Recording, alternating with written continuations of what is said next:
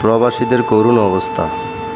31শে মের পর থেকে বাংলাদেশ সহ 15টি দেশ থেকে কোনো নাগরিক মালয়েশিয়ায় সময়সীমা বাড়ানো হবে না। একথা জেনে বাংলাদেশের সব এজেন্সিরা তাড়াহুড়া করে ফ্লাইট করে। এতে করে 30,000 কর্মী অস্থিরতার মুখে পড়ে যায়। এ পর্যন্ত কুয়ালালামপুরে এয়ারপোর্টে প্রায় 20,000 বাংলাদেশি ফ্লোরে অবস্থান করছে।